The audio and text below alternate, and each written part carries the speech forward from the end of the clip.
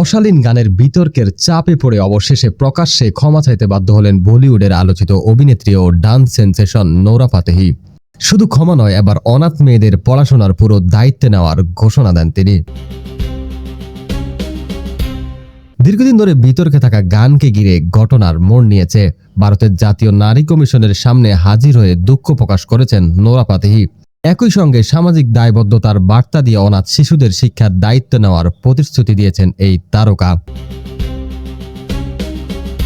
মূলত KD the devil সিনেমার গানটি মুক্তির পর থেকেই সামাজিক মাধ্যমে ব্যাপক সমালোচনা শুরু হয়। গানের কথা, দৃশ্যায়ন এবং নাচের ভঙ্গিমাকে অনেকেই অশালীন ও কুরুচিপূর্ণ বলে অভিযোগ তোলেন।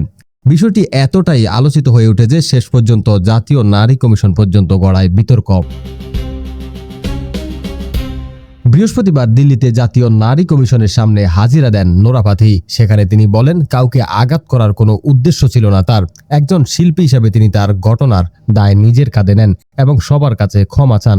তার এই বক্তব্যের প্রকাশ্যে আসার পর সামাজিক মাধ্যমে নতুন করে আলোচনা শুরু হয়। ক্ষমা চাওয়ার পাশাপাশি মানবিক উদ্যোগের কথাও জানান নোরা। তিনি বলেন, এখন থেকে অনাথ মেয়েদের লেখাপড়ার সম্পূর্ণ খরচ তিনি নিজে বহন করবেন। তার এই ঘোষণাকে অনেকেই ইতিবাচক পদক্ষেপ হিসেবে দেখছেন। এই বিতর্কে শুধু নোরা নন, তলব করা হয়েছিল বলিউড অভিনেতা সঞ্জয় দত্তকেও। এর আগে কমিশনে হাজির হয়ে তার আইনজীবী দাবি করেন, গানটির ভাষা ও অর্থ সম্পর্কে সঞ্জয় দত্ত আগে থেকেই অবগত ছিলেন না, ফলে তিনি না বুঝেই এই পারফর্ম করেছিলেন। এই বক্তব্য নিয়েও তৈরি হয়েছে নতুন বিতর্ক। বিশ্লেষকদের মতে সাম্প্রতিক সময়ে ভারতীয় সিনেমা ও মিউজিক ভিডিওতে অশালীনতা নিয়ে জনমনে অসন্তোষ বাড়ছে। বিশেষ করে সোশ্যাল মিডিয়ার যুগে যে কোনো গান বা দৃশ্য মুহূর্তেই ভাইরাল করে জনরস তৈরি করতে পারে। ফলে তারকাদের এখন আগের চেয়ে অনেক বেশি সতর্ক থাকতে হচ্ছে।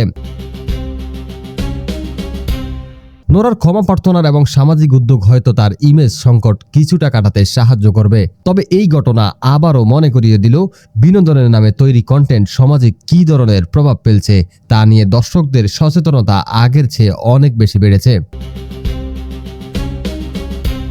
একদিকে বিতর্ক, অন্যদিকে ক্ষমা ও মানবিক উদ্যোগ, সব মিলিয়ে নতুন আলোচনার কেন্দ্রে এখন নোরা ফাতেহি।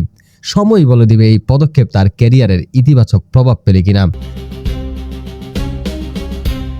আপনার কি মনে হয়, তারকাদের অশালীন কন্টেন্টের জন্য তাদের আরও বেশি দায়িত্বশীল হওয়া উচিত, নাকি এটি শুধুই বিনোদনের অংশ? কমেন্টে জানান আপনার মতামত।